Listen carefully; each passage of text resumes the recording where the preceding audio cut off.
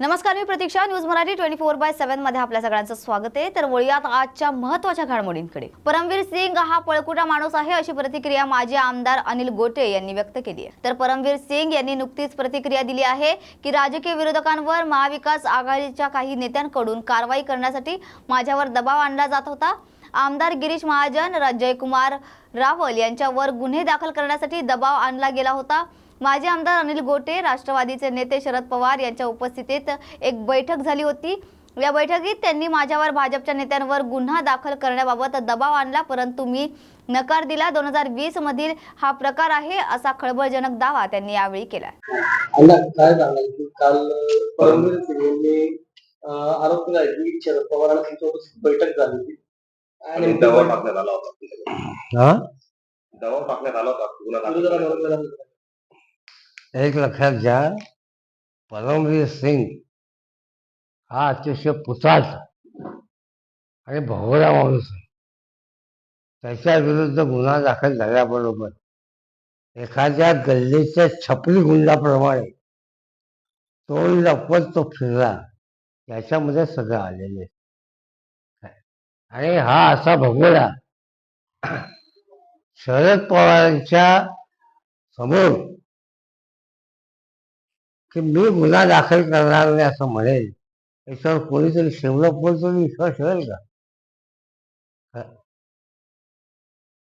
आलं का लक्षात? चांगली कागदपत्र त्याच्या, मी त्या बैठकीला नव्हतो, हे सगळं 100% खोटे आहे. काय, मी बैठकीला नव्हतो, मी तक्रार केली गोष्ट खरी आहे.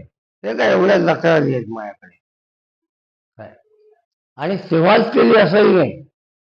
तर मी उद्धव ठाकरेंना सरकार आल्यानंतर पहिली तक्रार केली असेल तर या रावलबद्दल, की जयकुमार रावलने सारंगखेडा फेस्टिवलमध्ये तब्बल 320 कोटी रुपयांचा भ्रष्टाचार केलेला आहे. त्याची चौकशी करा. ही तक्रार नुसती उद्धव ठाकरेंकडे नाही केली, तर हीच तक्रार मी देवेंद्र फडणवीसांकडे केलेली आहे. काय, त्याची तारीख तुम्हाला मी देतो. काय,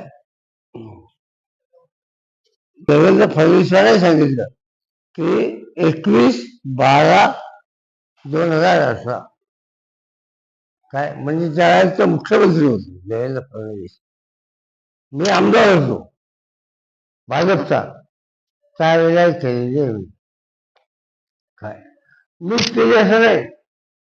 तत्कालीन विरोधी पक्षनेते धनंजय मुंडे, आता जे सहकारी आहेत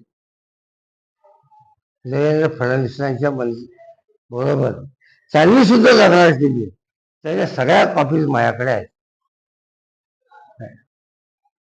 असं आहे की आज परमवीर सिंग काही सांगत असले तरी अंबानीच्या घरासमोर त्या फुसकोळ्या ठेवल्या होत्या, काय जिलेटिन, काय, आणि ह्या मध्ये तपास सुरू असताना त्यांची बदली केली आणि फरार झाले.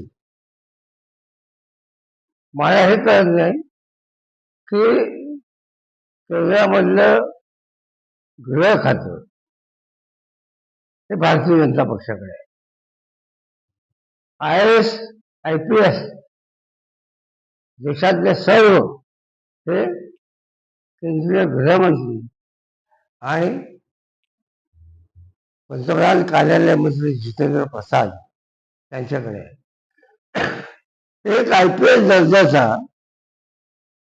सर्वोच्च अधिकारी फरार कसा होऊ शकतो? काय, आणि या भोगोळ्या काय परमवीर सिंगावर फक्त त्यांचे चमचे आणि दलाल सुपारी बादल गद्दार हेच विश्वास ठेवू शकतात. कुठलाही सभ्य माणूस त्यांच्यावर विश्वास ठेवणार नाही. भटके विमुक्त कार्यकर्त्यांनी मेळाव्याला शरद पवार आणि सुशीलकुमार शिंदे यांचं आगमन होताच महिलांनी पारंपरिक पद्धतीने त्यांचं स्वागत केलं.